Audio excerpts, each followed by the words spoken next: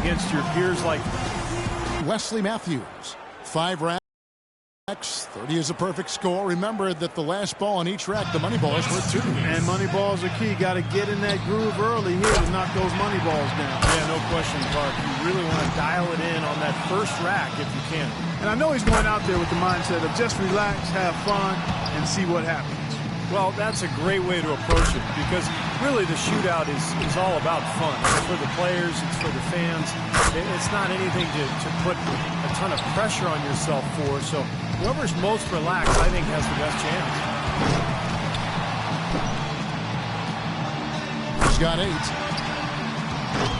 He could have taken more from that rack, only got 2 points. He's got 9. He's got 10. Down to the final rack. 11 points. 12 for him. In the end, it's a 12-point round for him. There was just something off about him in that round.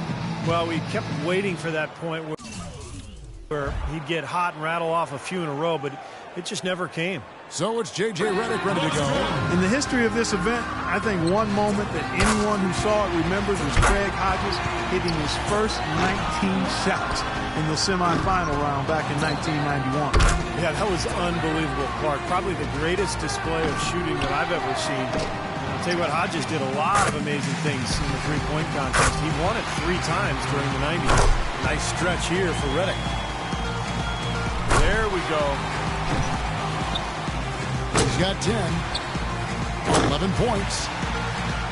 Money ball, no good. 12 for him. And that is the best score of the qualifying round. Finishing strong.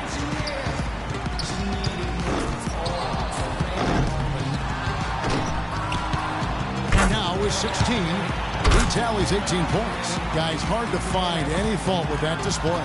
Well, the key was he was consistent, Kevin. He didn't really get too hot, but he never got cold. And that's important. You've just got to continue to shoot through the ups and downs.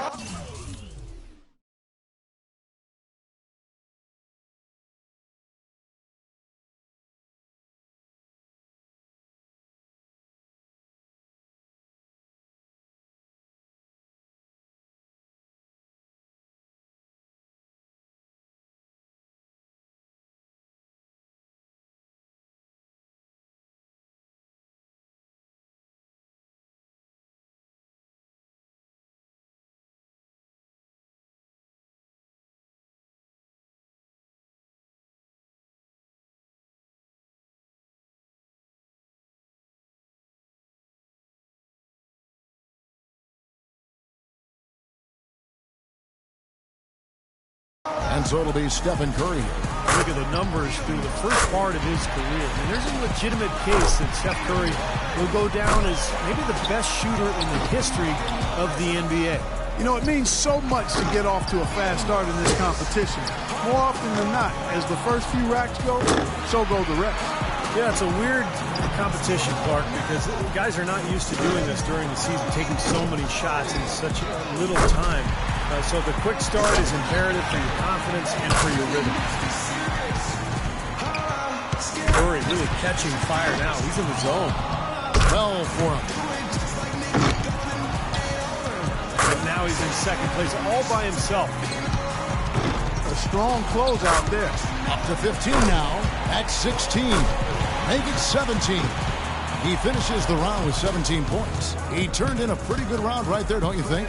Kevin, I think he'd be real pleased with that score. I mean, it can always be a little bit higher, but that was plenty good.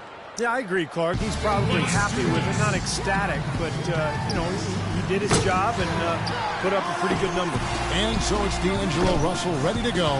The two-point balls can be the make or break factor in this event. Was hitting the money ball something that you thought about during the course of a round, Steve, or was it just another shot for you? No, it was critical, Clark, and I always tried to take just a split second longer on those money balls just to make sure I held the follow-through, held my focus on the rim before moving on to the next round. He needs 8 points more. Look, he just had a flat tire. He's gone off the rails. 3 bad racks in a row.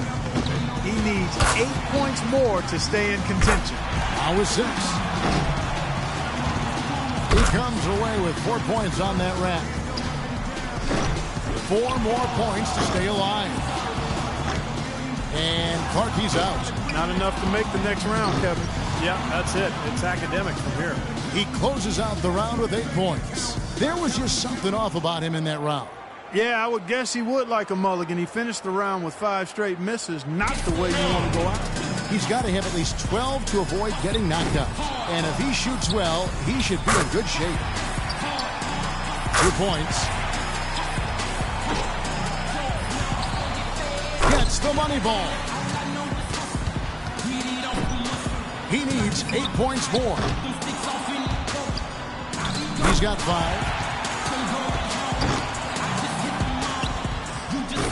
Only managed to sink 1 there. 7 points more to stay alive. No. 6. A 3-point rack for him right there. 4 more points to stay alive. 9 points. 3 more points to stay in contention.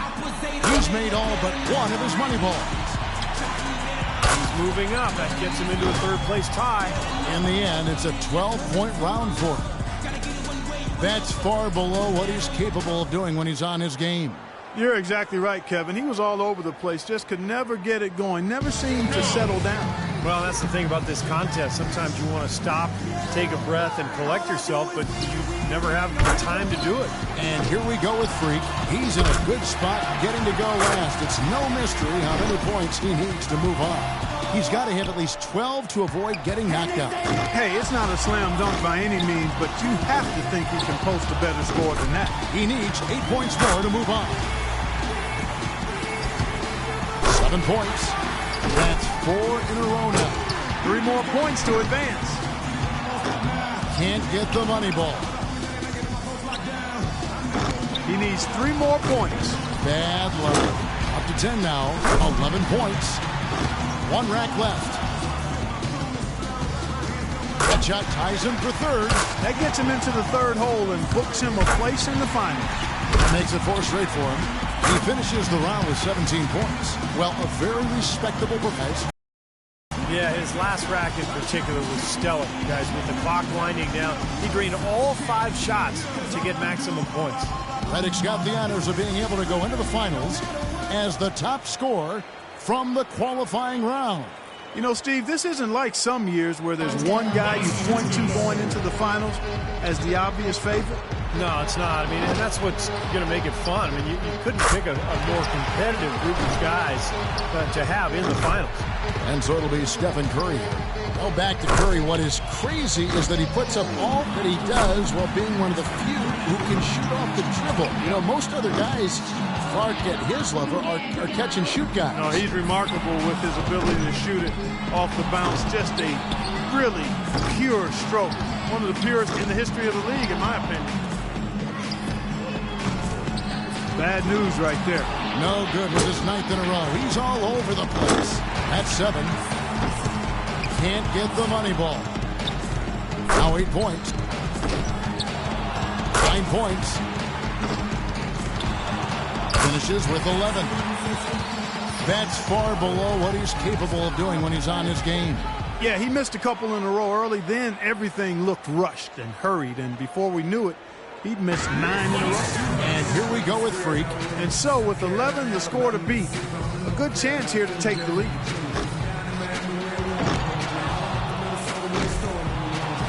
Makes his first there.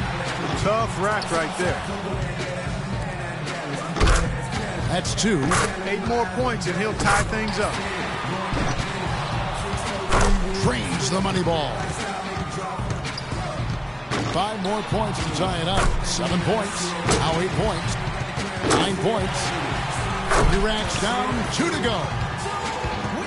Got it, taking the lead in his final round. He will be the one to beat. And that's a great position to be in, Park. Well, he's really feeling good right now. A ton of confidence.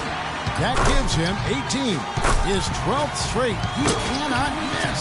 Finishes finishes his last rack with plenty of time to spare. A 23-point round for him. Wow, that was something else, guys.